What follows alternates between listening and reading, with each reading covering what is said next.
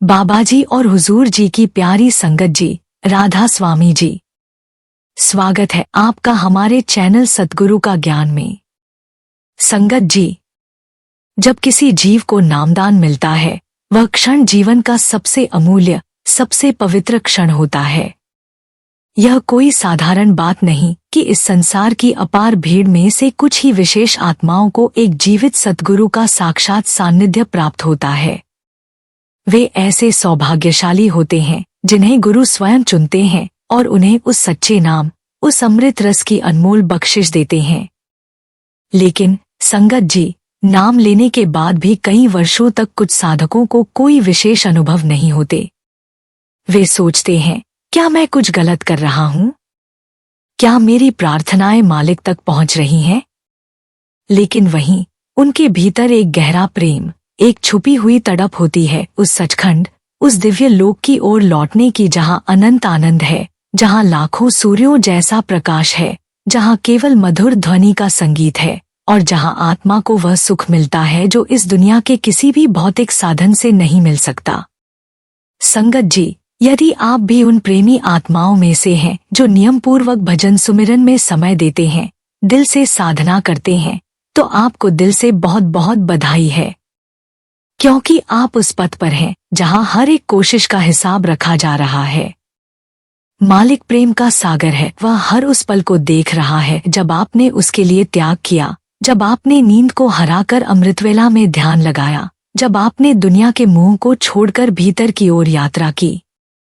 साधक जब सच में लगन से चलता है तो मालिक चुपचाप उसकी मेहनत देखता है और फिर एक दिन अचानक अपनी कृपा की झलक दे देता है।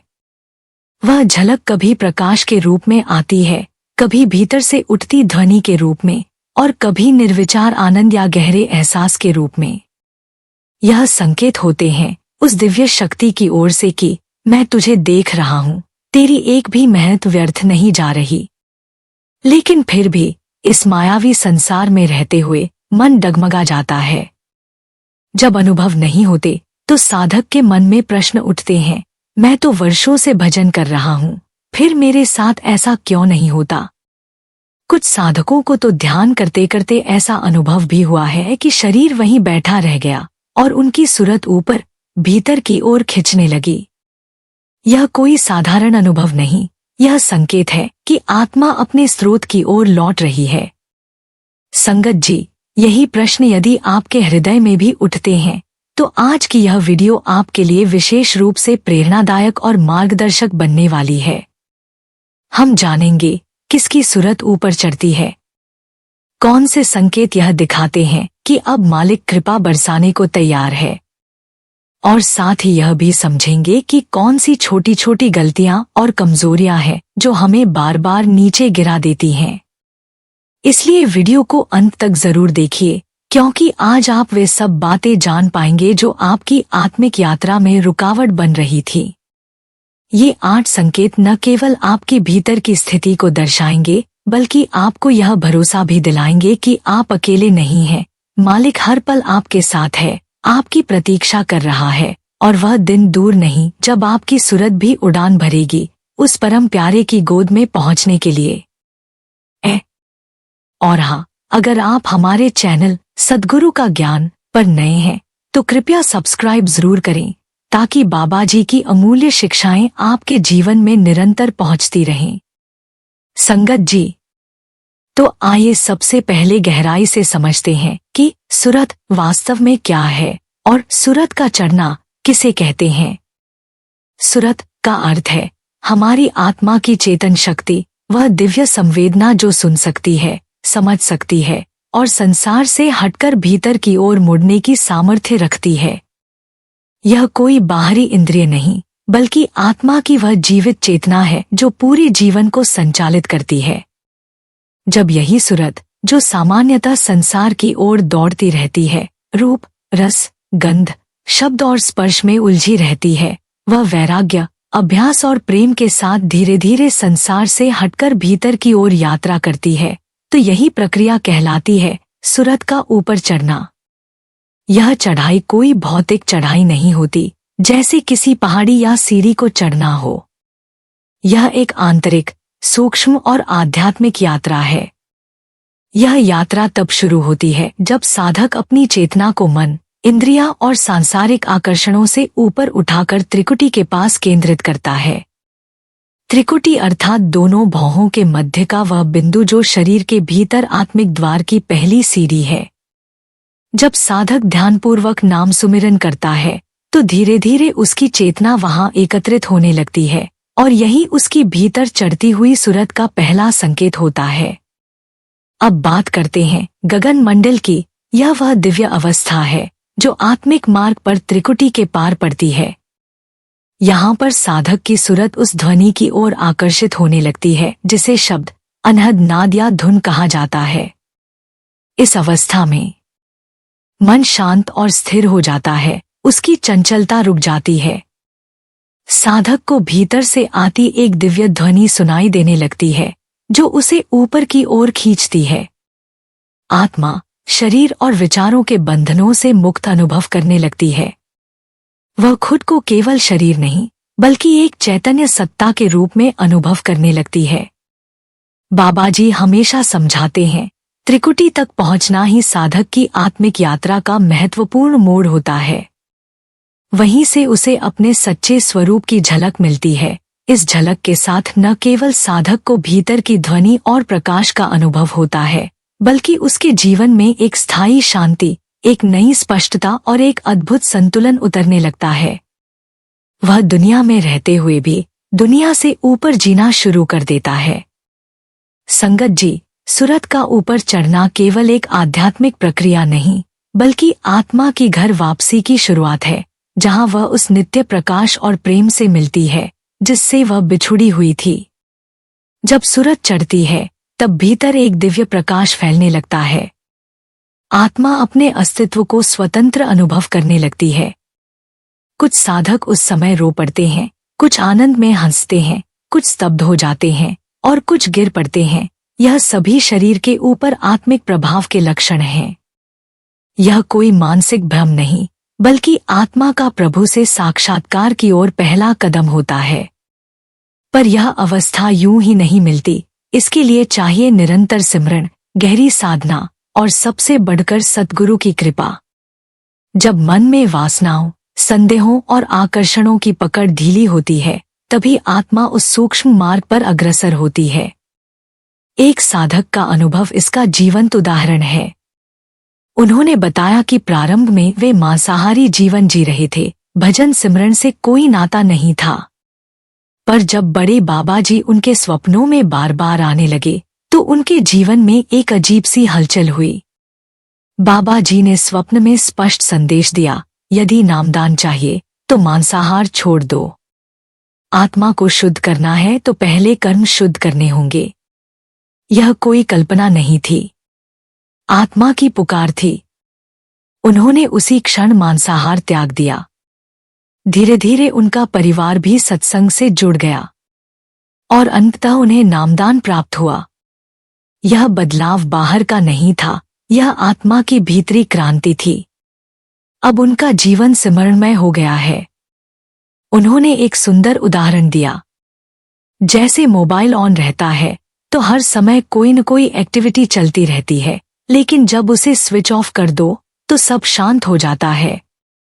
वैसे ही जब साधक सिमरन में बैठता है तो मन के विचार, इच्छाएं, डर सब कुछ शांत हो जाता है। शुरुआत में उन्हें भी कुछ अनुभव नहीं हुआ। मन भटकता था, कोई रोशनी, कोई ध्वनि, कुछ भी नहीं दिखता था। पर वे गुरु के आदेश पर अडिग रहे। धीरे धीरे मन स्थिर हुआ, सूरत केंद्रित होने लगी और फिर एक दिन वह दिव्य ध्वनि सुनाई दी। वह अनुभव हुआ जिसे शब्दों में कहना कठिन है। वह कहते हैं, ऐसा लगता है जैसे कोई अदृश्य शक्ति की गोद में बैठा हूं, जहां केवल प्रेम है, केवल शांति है। संगत जी, यही सूरत का चढ़ना है। जब आत्मा संसार की ओर नहीं बल्कि प्रभु की ओर मुड़ती है, यही जीवन का लक्ष्य है, यही वास्तविक मुक्ति है। सूरत कब और कैसे चढ़ती है? संगत जी, जब तक हमारी बाहरी आंखें इस दुनिया की ओर लगी रहती हैं, तब तक भीतर की आंखें नहीं खुलती। लेकिन जिस दिन हम नाम सुमिरन में लीन हो जाते हैं, वही क्षण होता है जब सुरत अपनी पहली उड़ान भरने लगती है। पर ध्यान रहे, सुमिरन केवल शब्द दोहराना नहीं है, उसमें खो जाना, उससे जुड़ जाना और उसे अपने भीतर जीना होता है। जैसे एक बच्चा जब मम्मा पुकारता है तो वह शब्द केवल एक ध्वनि नहीं, उसकी जरूरत, प्रेम और भरोसा होता है। ठीक वैसा ही भाव होना चाहिए हमारे सिमरन में। बाबा जी कहते हैं, शब्द की गहराई में डूबो, तभी भीतर की दुनिया खुलेगी।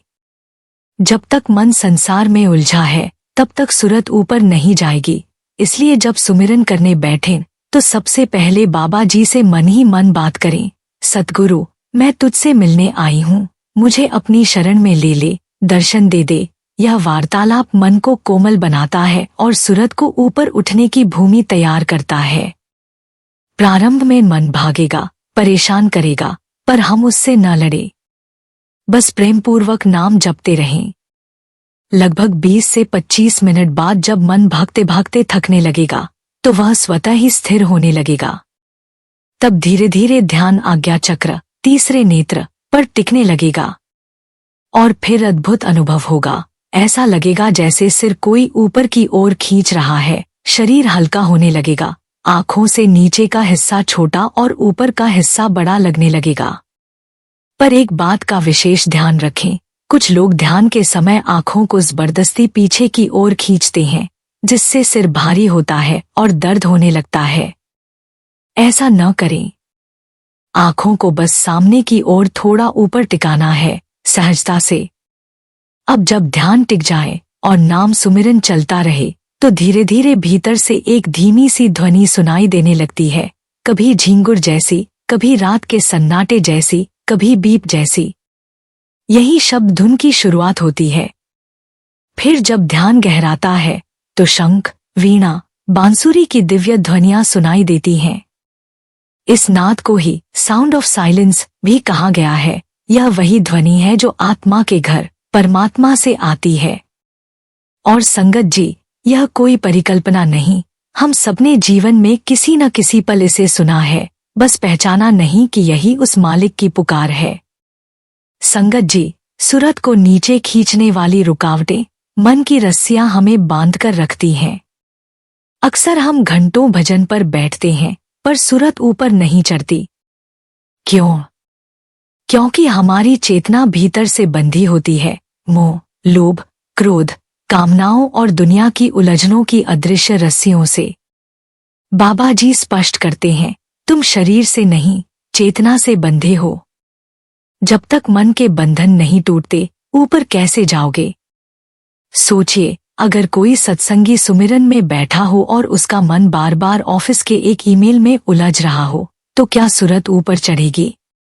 आज का इंसान कितना व्यस्त हो गया है संगत जी, इतना बिजी कि उसे खुद के लिए तो क्या, सद्गुरु की भक्ति और नाम सुमिरन के लिए भी थोड़ा सा समय नहीं निकाल पाता। दिन भर बस एक दौड़ भाग, ये करना है, वो लेना है, और यही दिन प्रतिदिन चलता रहता है। लेकिन सोचने की बात है, क्या सच में हमारे पास समय नहीं है? क्या वाकई हम इतना मजबूर हैं कि सद्गुरु की भक्ति के लिए भी कुछ पल न निकाल सकें? संगत जी, यह गलत सोच है। समय तो हमारे पास है, बस प्राथमिकता नहीं है। अगर हम चाहें तो रोजमर्रा के काम करते हुए भी नाम सुमिरन कर सकते हैं। यह तो हमारे हाथ में है। इंसान अगर ठान ले तो क्या नहीं कर सकता? लेकिन हम मन और माया के पीछे इतने उलझ गए हैं कि भजन भक्ति को जीवन का हिस्सा मानना ही भूल गए हैं। सुबह नौकरी पर जाना, दिन भर काम में व्यस्त रहना, शाम को दोस्तों के बीच गप्पे मारना, सब कुछ है, पर सद्गुरु की भक्ति नहीं। क्या कभी यह विचार आता है कि हम इस धरती पर क्यों आए हैं? मनुष्य जन्म ही क्यों मिला? जिन्हें सद्गुरु की कृपा से नामदान मिला है, उन्हें तो यह समझ होनी चाहिए कि जीवन का असली उद्देश्य क्या है। नामदान कोई साधारण बात नहीं है। यह यूं ही नहीं मिल जाता। कभी सत्संग सुनते हैं, कभी पंक्ति में खड़े रहते हैं, इंतजार करते हैं, तब कहीं जाकर सद्गुरु की दया से नामदान मिलता है। और जब मिल गया है तो क्या अब इतना ही काफी है? नहीं। अगर नामदान से ही सब कुछ मिल जाता तो फिर कोई मेहनत की जरूरत ही नहीं होती। लेकिन सद्गुरु स्वयं कहते हैं, नामदान तो शुरुआत है, रास्ता है, चलना तो तुम्हें ही पड़ेगा। संगत जी, मेहनत करनी ही पड़ेगी। सद्गुरु हमें दिशा दिखाते हैं, समझाते हैं कि कैसे भजन करना है, लेकिन चलना हमें ही है। और यह कोई कठिन कार्य नहीं है, बस मन बना लेने की देर है। जब मन तय कर ले तो राहें आसान हो जाती हैं, मगर हम सोचते ही रह जाते हैं। कोई भी सफर सोचने से पूरा नहीं होता, चलने से होता है। एक लक्ष्य बनाइए, नाम सुमिरन में मन लगाना है, सूरत को ऊपर उठाना है, मंजिल तक पहुंचना है। बस फिर रुकना नहीं है।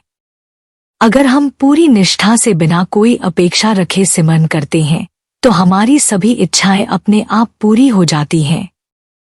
मगर शर्त है, पूरा विश्वास हो, पूर्ण समर्पण हो। कभी यह मत सोचिए कि कितने साल हो गए भजन करते हुए, फिर भी कुछ दिखाई नहीं देता, सुनाई नहीं देता। यह सोचना ही बाधा बन जाती है। हमारा काम है बस भजन करना, बाकी सद्गुरु की मौज पर छोड़ देना। ध्यान को माथे के बीच टिकाकर भजन करें, एकाग्रता से। ना कोई अपेक्षा, ना कोई सवाल, बस विश्वास और समर्पण। एक दिन जरूर ऐसा आएगा जब सद्गुरु की कृपा बरसेगी, और वही दिन होगा हमारे जीवन का सबसे सुंदर दिन।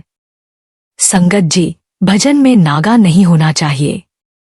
अगर कोई काम छोड़ना पड़े तो छोड़ दो, लेकिन नाम सुमिरन न छोड़ो। यही जीवन का आधार है। काम भी होते रहेंगे, परिवार की जिम्मेदारी भी निभती रहेगी, लेकिन मुख्य मकसद ना भूले, सद्गुरु की भक्ति।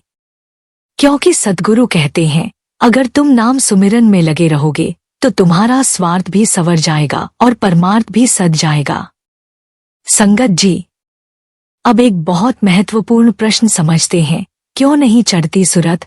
कई बार हम वर्षों से साधना कर रहे होते हैं, भजन सुमिरन कर रहे होते हैं, लेकिन कोई विशेष आत्मिक अनुभव नहीं होता। यह स्थिति कई साधकों के जीवन में आती है, और इसका कारण केवल बाहर की परिस्थितियां नहीं होती, बल्कि भीतर की कुछ सूक्ष्म बाधाएं होती हैं, जो हमारी सूरत को ऊपर चढ़ने नहीं देती। आइए इन कारणों को गहराई से समझते हैं। एक, विकारों का दबाव। काम, क्रोध, लोभ, मोह और अहंकार, ये 5 विकार आत्मा के पाव में बंधे हुए लोहे के सांकल की तरह हैं। ये न केवल मन को अशांत रखते हैं, बल्कि हमारी चेतना को भारी बना देते हैं। जैसे कोई पक्षी भारी पत्थरों से बंधा हुआ उड़ नहीं सकता, वैसे ही हमारी सूरत इन विकारों के भार के कारण ऊपर नहीं उठ पाती। ये विकार ध्यान लगते ही अपने अपने रूपों में प्रकट होते हैं, कोई तृष्णा के रूप में, कोई प्रतिक्रिया में क्रोध के रूप में, कोई अपने अस्तित्व के घमंड में। और जब तक इनसे मुक्ति नहीं मिलती, सूरत भीतर स्थिर नहीं हो सकती। 2, मन की चंचलता। ध्यान में बैठते ही मन मानो एक घोड़ा बन जाता है, कभी अतीत की गलियों में दौड़ता है, कभी भविष्य की चिंताओं में। वह हमें बार बार उस क्षण से बाहर निकाल देता है जिसमें हम मालिक से मिल सकते थे। चंचल मन उस जल की तरह होता है जो किसी पात्र में टिकता ही नहीं, और जब पानी ठहरता नहीं तो उसमें चंद्रमा की परछाई भी नहीं दिखती। वैसे ही जब तक मन स्थिर नहीं होता, आत्मा को उसका सच्चा रूप नहीं दिखता। 3, रूटीन भजन सुमिरन। सुमिरन जब केवल एक आदत बन जाए, जहां उसमें न प्रेम हो, न प्यास, न भावनाएं, तो वह महज एक क्रिया बनकर रह जाती है, और क्रिया से कभी कृपा नहीं बरसती। भजन कोई मशीनी दोहराव नहीं है, वह तो दिल की पुकार, आत्मा की तड़प और प्रेम की अभिव्यक्ति है। अगर सुमिरन में आत्मा ही शामिल न हो तो सूरत कैसे ऊपर उठेगी? वह तो अपने ही बोझ में उलझी रह जाएगी। 4, बिना समर्पण के प्रयास। कई बार हम भजन इस भावना से करते हैं कि हमें अनुभव मिल जाए, हमें कुछ दिख जाए, लेकिन उस प्रयास में हम स्वयं को पूरी तरह छोड़ नहीं पाते।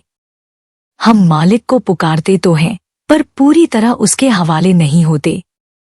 और जब तक हम खुद को नहीं छोड़ते, जब तक हम अपने मैं को नहीं मिटाते, गुरु कृपा बहती नहीं। समर्पण का अर्थ है पूर्ण खालीपन, एक ऐसी स्थिति जहां हम बस मालिक के दर पर बैठे हों, बिना किसी अपेक्षा, केवल उसकी इच्छा में लीन। संगत जी, ये 4 कारण, विकार, चंचलता, रूटीन साधना और अधूरा समर्पण हमारे आत्मिक पंखों को काट देते हैं। लेकिन जैसे अंधकार कभी सूर्य को रोक नहीं सकता, वैसे ही ये बाधाएं भी स्थायी नहीं हैं। इनका सामना किया जा सकता है प्रेम से, धैर्य से और गुरु की कृपा से। जब हम इन रुकावटों को समझकर सुधार की ओर बढ़ते हैं, तो सूरज स्वतः ऊपर उठने लगती है और आत्मा अपने प्रिय के दर्शन की ओर एक कदम और पास पहुंच जाती है। संगत जी, अब सबसे अहम प्रश्न, आखिर किन लोगों की सूरत ऊपर चढ़ती है?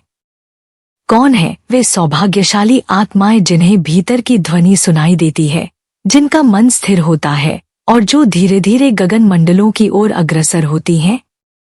इस प्रश्न का उत्तर केवल किसी विशेष योग्यता में नहीं, बल्कि एक विशेष भाव और जीवन शैली में छुपा है। वे आत्माएं जिनकी सूरत ऊपर चढ़ती है, वे वास्तव में संसार में रहते हुए भी संसार से अलिप्त होती हैं। वे अपनी आत्मा के सच्चे कार्य, परमात्मा की ओर लौटने को समझ चुकी होती हैं। ऐसी सूरत न तो संसार की माया में उलझी रहती है, न मन के झूठे आकर्षणों में फंसती है। वह जानती है कि असली घर वहां है जहां प्रेम, प्रकाश और परमानंद है। जो आत्मा माया के गीतों को छोड़कर ध्यान, सुमिरन और भजन का अभ्यास करती है, जो संसार की हलचल में भी भीतर एकाग्र रहती है, वही सूरत ऊपर चढ़ने लगती है। स्वामी जी महाराज भी कहते हैं, धरती चढ़ गगना आई, सुन्नी पाताल समाई। इसका अर्थ यही है कि जिसने संसार की मोहमाया से ध्यान हटाकर अपने अंतर की ओर यात्रा शुरू की, वही आत्मा गगन मंडल तक पहुंची। अब आइए समझते हैं वे कौन से लक्षण हैं जो यह दर्शाते हैं कि किसी की सूरत ऊपर चढ़ने लगी है। एक, जो खुद को कुछ नहीं समझते, केवल निमित्त मानते हैं। ऐसे साधक कभी यह नहीं सोचते कि मैं ही कुछ कर रहा हूँ। वे जानते हैं कि सब कुछ गुरु की कृपा से हो रहा है। वे खुद को एक माध्यम मानते हैं, एक ऐसा पात्र जिसमें प्रेम भरकर मालिक अपने कार्य करवा रहा है। यह विनम्रता, यह मैं का मिटना सूरत की सबसे बड़ी उड़ान है। 2, जिनका जीवन सादगी, सेवा और संयम से भरा हो। जो साधक सादगी से जीते हैं, सेवा को पूजा मानते हैं और इंद्रियों पर संयम रखते हैं, वे ही अपने भीतर स्थिरता ला पाते हैं। और स्थिर मन ही सूरत को ऊंचाई तक ले जाता है। उनका जीवन न दिखावे का होता है, न दुनिया से प्रतिस्पर्धा का। वे बस मालिक की रजा में रमे रहते हैं। 3, जो प्रेम से सुमिरन करते हैं, अनुभव की जिद नहीं करते। सच्चा साधक मालिक से कुछ मांगता नहीं, वह बस उसके चरणों में बैठकर नाम की मिठास में डूबा रहता है। उसे कोई जल्दी नहीं, कोई शिकायत नहीं। वह जानता है कि सब कुछ समय पर मिलेगा और यही धैर्य उसकी सूरत को ऊपर खींचने लगता है। 4, जो नियमबद्ध ध्यान साधना में लगे रहते हैं। ऐसे साधक आलस्य और बहाने को अपने रास्ते में नहीं आने देते। वे हर दिन एक तय समय पर भजन बैठते हैं, चाहे मन लगे या न लगे। वे भावनाओं से नहीं, नियम और निष्ठा से चलते हैं और यही निरंतरता उन्हें धीरे धीरे गहराई में ले जाती है। 5, जिन्होंने आंतरिक आवाज की पहचान सीख ली हो। सूरत चढ़ने का सबसे बड़ा संकेत यह है कि साधक को भीतर की ध्वनि, भीतर की खिंचाव महसूस होने लगती है। वह जान जाता है कि अब उसका ध्यान केवल मन की आवाज नहीं, बल्कि उस निरंतर चलने वाली शुद्ध धुन की ओर खिंचने लगा है। यही ध्वनि, यही शब्द आत्मा का मार्गदर्शन करती है। संगत जी, ऐसी आत्माएं जो संसार की ओर से सो जाती हैं और परमार्थ की ओर से जाग जाती हैं, वे ही वास्तव में धन्य हैं। सोते ने जमा कमाई, जगते ने माल गवाई। इसका सीधा अर्थ है कि जो इस माया में से जाग गया, उसने सब कुछ पा लिया। इसलिए यदि आपका जीवन सादगी, समर्पण, प्रेम और भक्ति से भरा है, तो निश्चिंत रहें, आपकी सूरत भी एक दिन उड़ान भरेगी और आपको आपके उस निज घर की ओर ले जाएगी जहाँ केवल शांति, प्रकाश और मालिक का अनंत प्रेम है। संगत जी, जब कोई साधक यह पूछता है कि क्या करने से सूरत ऊपर चढ़ती है, तो इसका उत्तर केवल किसी एक विधि में नहीं, बल्कि पूरे जीवन की दिशा में छिपा होता है। सबसे पहली आवश्यकता है नियमित सुमिरन और भजन की, क्योंकि यह आत्मा का भोजन है। जब हम प्रेमपूर्वक और नियत समय पर ध्यान में बैठते हैं, तो चेतना धीरे धीरे स्थिर होती है। बाबा जी कहते हैं, भजन कोई चमत्कार नहीं, अभ्यास है। जब सुमिरन जीवन बन जाए, तब सूरत उड़ना जानती है। इसके लिए जरूरी है कि हम मोबाइल और विचारों से पहले ही दूरी बना लें और बिना अपेक्षा के प्रेम से बैठें। दूसरी आवश्यकता है मन की शुद्धता और सरलता, क्योंकि जहाँ मन निर्मल होता है, वहीं ध्यान गहराता है। दूसरों को क्षमा करना, द्वेष और छल से बचना और हर समय सकारात्मक रहना, ये सभी मन को ऊपर उठने लायक बनाते हैं। तीसरा सहारा है सेवा और सत्संग, जो हमारे भीतर के अहंकार को गलाते हैं और विवेक जागृत करते हैं। विनम्रता से की गई सेवा और सत्संग की बातें जीवन में उतारना सूरत को सहज गति देती है। इसके साथ ही संतोष और समर्पण का भाव अनिवार्य है। जो मन हमेशा शिकायत में डूबा हो, वहां स्थिरता नहीं आती। जो कुछ भी मिला है, उसमें राजी रहना, गुरु की इच्छा में विश्वास रखना और हर हाल में शुक्राना करना, यह भाव हमें गहराई से जोड़ता है। और अंत में सबसे बड़ी कुंजी है एकाग्रता और धैर्य। ध्यान कोई बटन नहीं कि तुरंत अनुभव हो जाए, यह एक बीज की तरह है, जिसे हम प्रेमपूर्वक रोज सींचते रहें तो एक दिन वह अवश्य खिलेगा। इसलिए मन भागे तब भी बैठना न छोड़े, बीच में न उठें और धीरे धीरे समय बढ़ाने का प्रयास करें। यही वो मार्ग है जो सूरत को गगन मंडल की ओर चढ़ाता है। संगत जी, शब्द और संत वाणी हमेशा हमारे मार्गदर्शन के लिए एक अमिट दीपक की तरह होती हैं। कबीर साहब ने कहा है, मन साधे सब साध है, मन छोड़े सब जाए। इसका अर्थ है कि यदि मन को साध लिया जाए तो सारे साधन स्वतः सिद्ध हो जाते हैं, परंतु यदि मन को साधा नहीं गया तो चाहे जितना प्रयास करें, सब व्यर्थ हो जाता है। वे आगे कहते हैं, कहे कबीर मन ही पिंजरा, रहा कबूतर जाए। यह मन ही वह पिंजरा है जिसमें आत्मा रूपी कबूतर कैद है। जब मन के बंधन ढीले होते हैं, तभी आत्मा उड़ान भर सकती है। बाबा जी भी यही समझाते हैं कि हम अपने आप कुछ नहीं कर सकते। नाम की कमाई, प्रेम और गुरु की कृपा, बस यही तीन सहारे हैं। अर्थात आत्मिक यात्रा केवल अपने बल से नहीं, बल्कि नाम जप की साधना, हृदय का सच्चा प्रेम और पूर्ण गुरु की कृपा से ही पूरी होती है। ये वाणियां साधक को यह बोध कराती हैं कि यदि मन को साध लिया तो गगन मंडल के द्वार स्वतः खुलने लगते हैं। संगत जी, आत्मिक साधना में सबसे सूक्ष्म लेकिन सबसे बड़ी बाधा होती है अनुभव की लालसा। जब साधक केवल इस उद्देश्य से ध्यान करता है कि उसे कोई अद्भुत अनुभव हो, जैसे नाद सुनाई दे या ज्योति दिखाई दे, तो वह ध्यान का वास्तविक उद्देश्य खो देता है। यह लालसा एक परत बनकर बैठ जाती है, जो गुरु की कृपा और आत्मा की सहज प्रवृत्ति को ढक देती है।